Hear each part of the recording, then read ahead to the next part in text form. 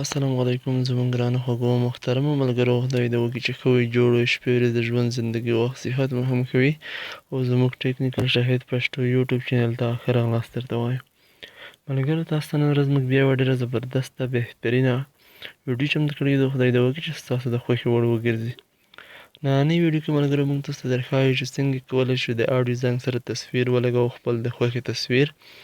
او یا مثال که کوم اډیو زنګ سره چا غلط تصویر لګولی، مثال ستاسو سره داسې کوم اډیو زنګونه سره وي، یا نتونه وي، یا سندرې وي، هر څه چې وي، نو تاسو غواړئ چې هغه تصویر ترې لرې کړئ یا یې ترې ریموو کړئ، ستاسو خوښ نه وي. او یا کوم اډیو زنګ وي ستاسو سره، ستاسو د خپله خوښې تصویر ورسره لګوئ، نو هغه څنګه لګولی شو. په نننۍ ویډیو کې موږ تاسو ته ټوله مکمله طریقه ښیو چې څنګه د یو اډیو زنګ سره تصویر لګولی شو، او څنګه یو تصویر ترې ریموو کولی شو. نو ویډیو تر پایه وګورئ. که چینل مو سبسکرایب کړی نه وي، زموږ چینل هم حتما سره سبسکرایب کړئ چې زموږ نور مهمې او خوندورې ویډیوګانې تاسو ته په خپل وخت سره در ورسیږي. نو راځئ ملګرو، راځو د ویډیو په طرف.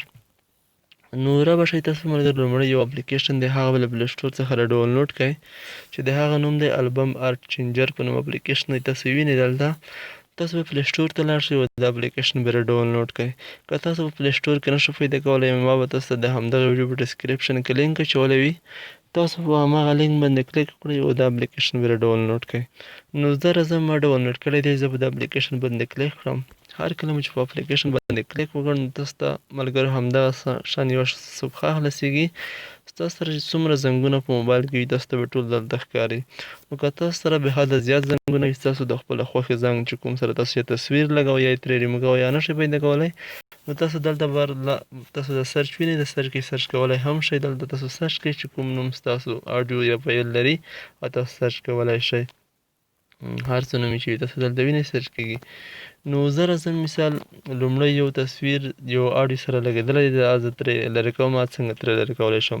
مثال دا یو زنګ دی، تاسو د وینئ دا زه تصویر ترې لرې کوم. مثال یا بل وربدلوم یا یې پرېښه ترې لرې کوم. نو رابه شئ په همغه زنګ باندې به کلیک وکړئ. مثال دلته خلاصوم. مثال دا تصویر زه ترې ریموو کوم د دې اډیو څخه.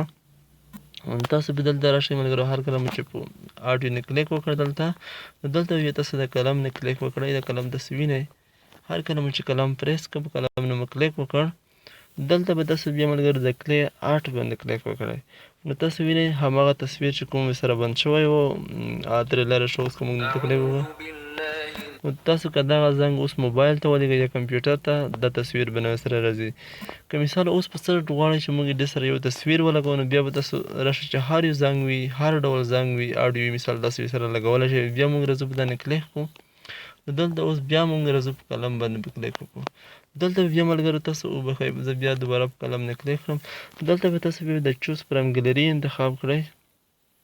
دلته به بیا تاسو خپل د خوښې یو تصویر دلته به راواخلئ.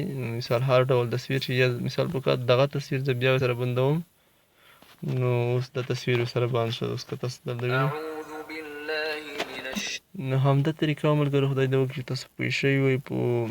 نو دلته تاسو نوم هم بدلولی شئ. د قلم نه که تاسو کلیک وکړئ دلته بیا د ایډیټ ټاګ نه کلیک وکړئ. دلته ټایټل هر څه تاسو بدلولی شئ، البم هر څه هم په همدې طریقه تاسو بدلولی شئ. نو اوس که موږ د دې څخه بهر شو، مثال زه موبایل کې دا وګورم، دا تصویر به ورسره لګېدلی وي. بیا دوباره تاسو دلته وګورئ. اعوذ بالله من الشیطان الرجیم بسم الله الرحمن الرحیم.